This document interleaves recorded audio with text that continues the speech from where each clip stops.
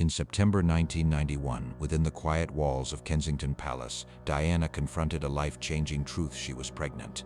The test simply confirmed what she already suspected in her heart.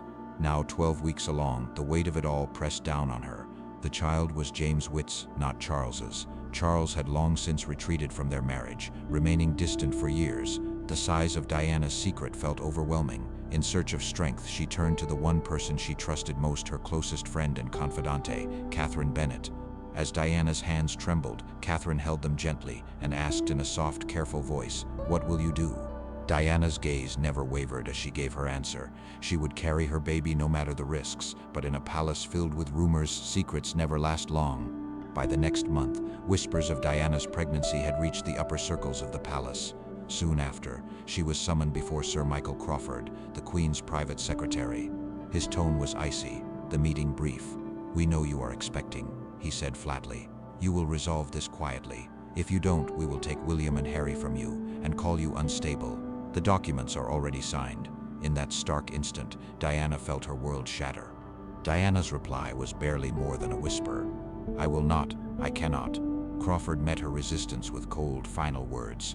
"Lose your sons, then. It is your decision." The room seemed to close in around Diana. Fear rippled through every nerve in her body.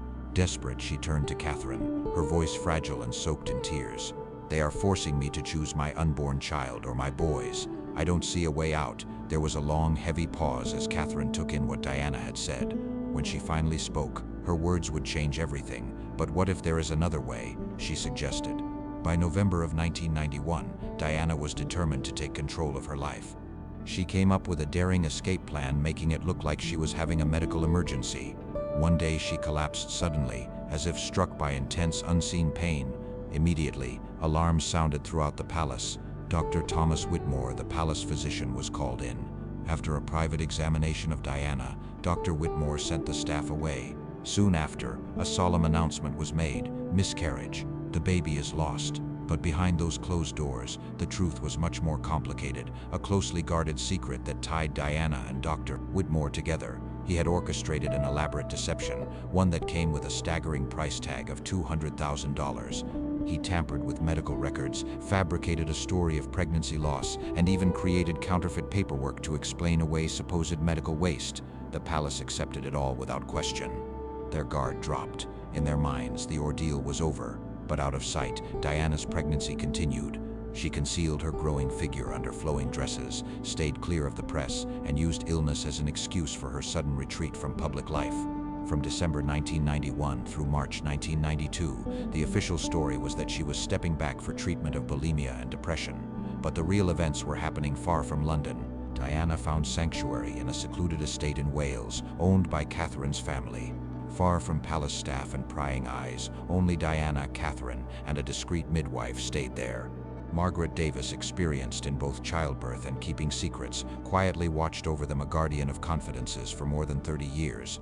In the early hours of April 3, 1992, Diana went into labor not in a hospital's sterile halls, but in the calm of a private bedroom. There were no official records, no rush of medical staff, just Margaret, Catherine, and the sound of Diana's pain filling the quiet room. At 3:47 in the morning, a healthy baby girl entered the world, radiant and flawless. For 2 precious hours, Diana held her newborn close, tears streaming down her cheeks as she tried to take in every perfect detail. Her voice shook as she spoke through her sobs. "I'm so sorry," she whispered. "I can't keep you here. If I do, they'll find you. They might hurt you, but my love for you is endless. I always will." Every moment, every choice had been decided long before. Catherine had found Thomas and Anne Fletcher, a couple from Yorkshire who couldn't have children of their own. Far from London, far from prying eyes, they would become her daughter's protectors, vowing to conceal her origins forever. With a heavy heart, Diana signed the papers, giving up her child in secret, making sure no tie could ever be traced back to the royal bloodline. On every official document, Anne Fletcher was now listed as the mother. Diana's name was erased from the records. The baby was given a new name, Emma Fletcher. Diana stood at the window, watching as Catherine drove away, the infant bundled in the back seat, vanishing into a future Diana could never share. In that moment, something deep within Diana faded. A part of her spirit seemed to slip away. 2 weeks later, Diana resurfaced in London, but she was changed. She appeared more fragile, withdrawn, a quiet shadow of her former self. Those around her believed the story a miscarriage, followed by recovery. Charles never asked for details. The Queen said nothing. To the palace, the matter was settled, the chapter closed. Life moved on, without a backward glance. But for Diana, the secret never let go. For 5 years, she carried its weight in silence. Every year, Catherine would slip away for a quiet visit, leaving behind fresh photographs of Emma as she grew 1 year old, then 2, 3, 4, and 5. Each picture told its own story. Emma, blossoming, safe, loved, and completely unaware of the secrets at the heart of her beginning. Diana hid these photos in a private safe, a secret comfort just for her. Night after night, she would study the pictures, wipe away silent tears, and hope that sleep would soften her sorrow.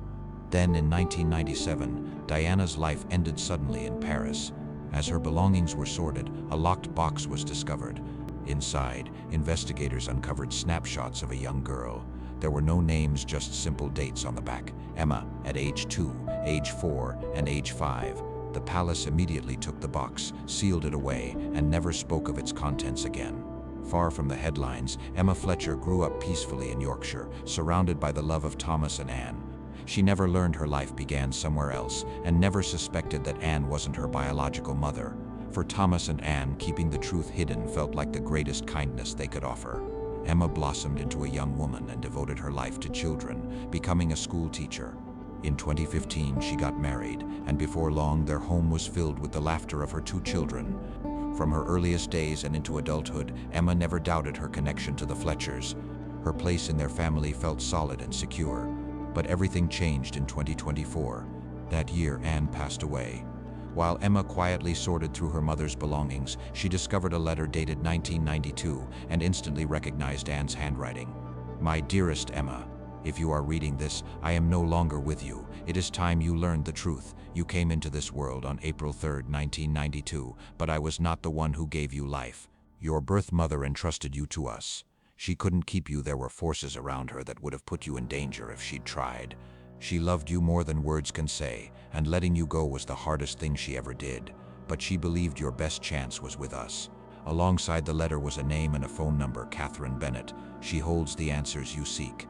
As Emma took in this revelation, her hands trembled. Her entire sense of self seemed to reel and shift with each word. Even so, she followed her instincts and dialed the number. The line clicked. A gentle, older voice answered. Catherine, now 78, living in the village of Siri, greeted her softly. "I have waited more than 30 years for your call," she said, her voice full of quiet anticipation. 3 days later, Emma started a journey that would change her world forever. Catherine's home greeted her like an oasis, calm, hidden away from prying eyes and endless questions. As Emma stepped inside, Catherine watched her intently, as if searching for echoes from another time. "You are the spitting image of someone I once cherished," Catherine murmured. Emma's voice trembled as she asked, "Who?" Catherine's answer struck like lightning from a clear sky. "Your mother was Diana, Princess Diana." The ground seemed to tilt beneath Emma's feet. Catherine slid a photograph across the table. In the picture, from 1992, Diana held a newborn, close her arms, wrapped tightly around the baby, her face glowing with fierce, yearning love. "That child is you," Catherine said softly. "Diana brought you into this world, hidden from everyone." On April 3, 1992, when the royal family told her to end her pregnancy, Diana refused. She risked everything to protect you. The only reason she let you go was to make sure you could live safe and untouched. Emma sat in stunned silence, each breath heavy. She struggled to take in the impossible truth. Diana, Princess Diana, was her mother. "Prove it," Emma breathed, her voice wavering between disbelief and longing. Catherine quietly went to a drawer and pulled out a sealed envelope. "Diana left this for you," she said softly. "She hoped you would one day learn everything." Emma's hands trembled as she opened the letter. The handwriting jumped off the page, elegant, familiar, unmistakably Diana's. "My precious daughter, if you are reading this, then the truth has finally reached you. I am your mother. Leaving you was my deepest wound, but it was the only way I could keep you safe." Diana's words were filled with raw honesty, a mother's heartfelt confession. The palace would have slowly erased who you truly are. They would have shaped you, used you, and turned you into someone you were never meant to be. "All I wanted was for you to live a real life, free from royal expectations. I can only hope you'll find it in your heart to forgive me. From the moment I knew you existed, my love for you was beyond measure. That love never faded, Not a single night went by that I didn't hold your photographs, imagining the life you were living and the person you would become." Diana's message flowed on, her pride shining in every carefully chosen word. She spoke of a love that only grew stronger with distance, and her longing to see the woman her daughter would become. "You are my child. Yes, you were born a princess, but that is not all you are. You are your own person, whole, vibrant, alive. That is what I always wished for you. With all my love, forever your mother, Diana." As Emma read these words, tears spilled down her cheeks. Catherine's own grief showed quietly in the silence. Then, with gentle care, Catherine opened a small box and took out a keepsake, a hospital bracelet with Emma's birth details and a tiny lock of infant hair. "If you want absolute certainty," Catherine said softly, "Diana's keepsakes are here too.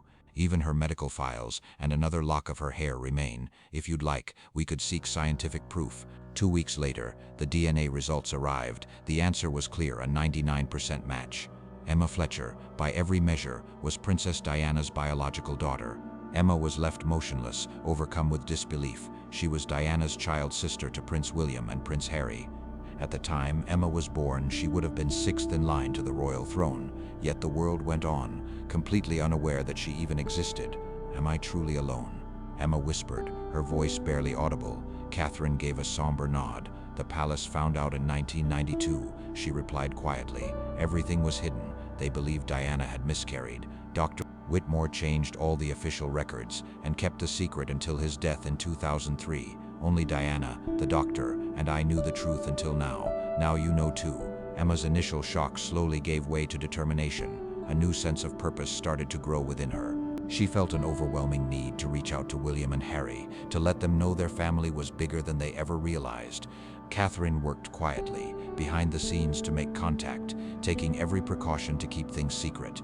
By March 2025, Emma found herself walking up to a quiet house hidden away in Gloucester. Her heart pounded with anticipation. Inside, William and Harry waited silent, wary. William spoke first, his voice unsteady.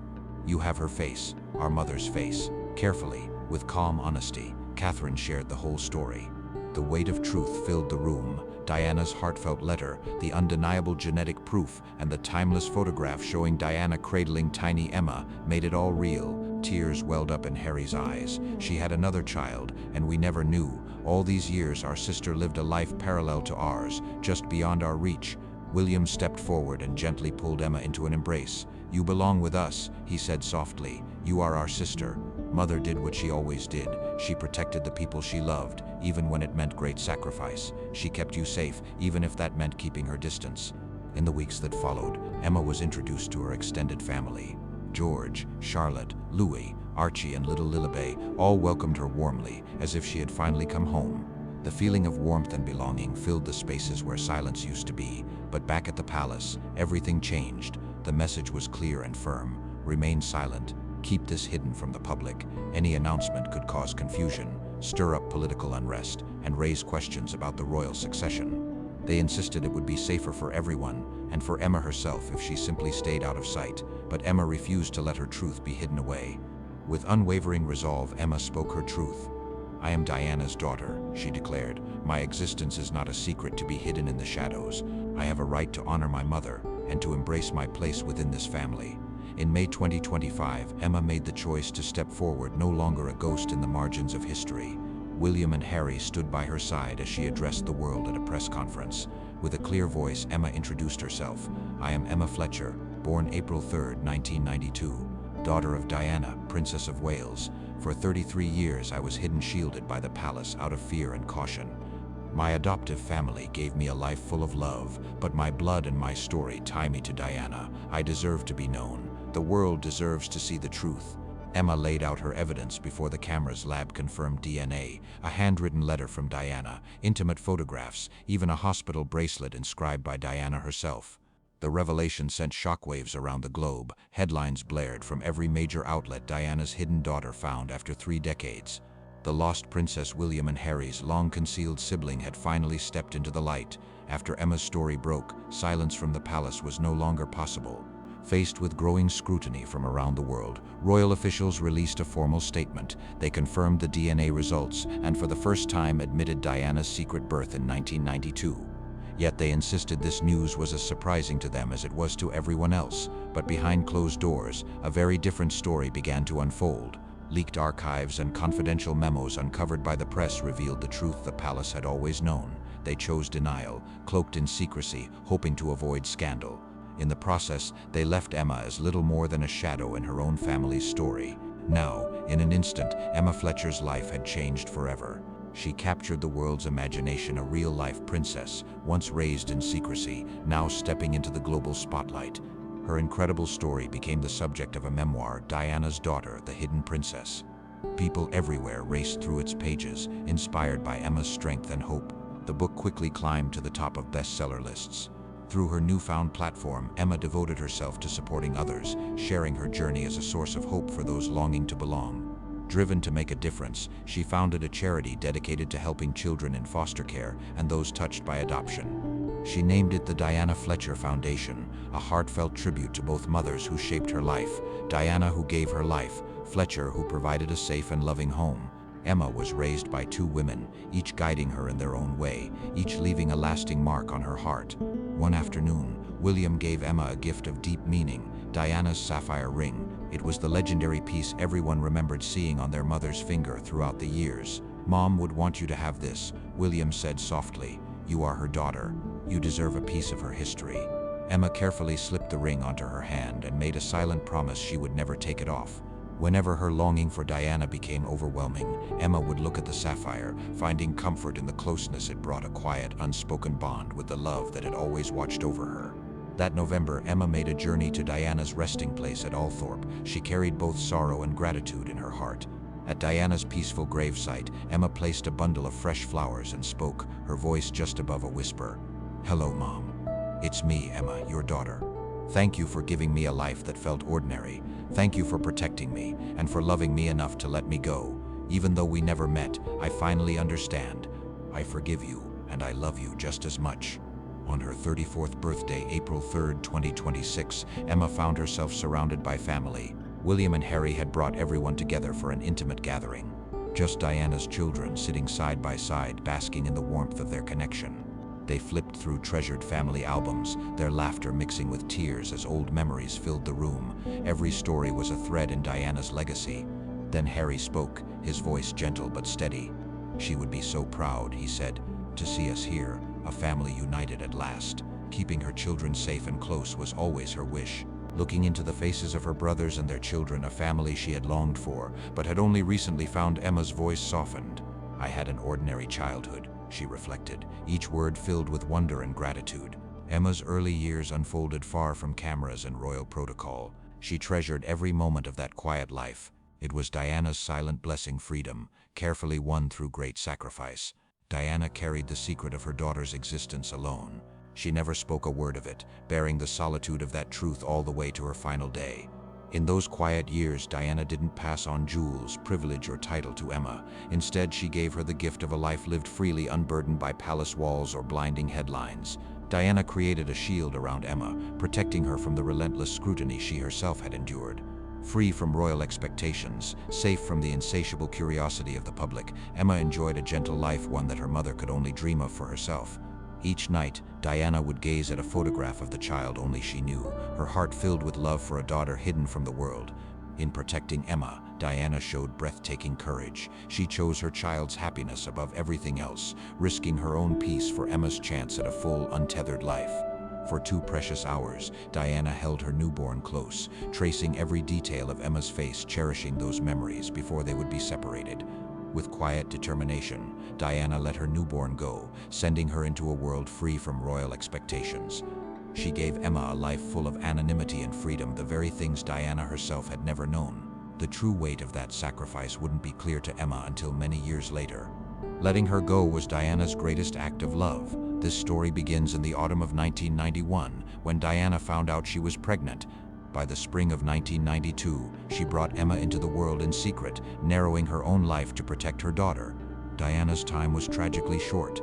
She passed away in August 1997, keeping Emma's existence a closely guarded secret until her last breath. It wasn't until May 25th that Emma finally stepped out of hiding, embracing her place as the daughter Diana had shielded so carefully. Emma reclaimed her true identity as the Princess One who grew up free from royal restrictions. Diana's legacy wasn't measured by a throne or a title, but by the precious and unfettered life she gave to her beloved daughter. It was a final, irreversible gift from a mother who treasured her child's freedom even more than her own dreams.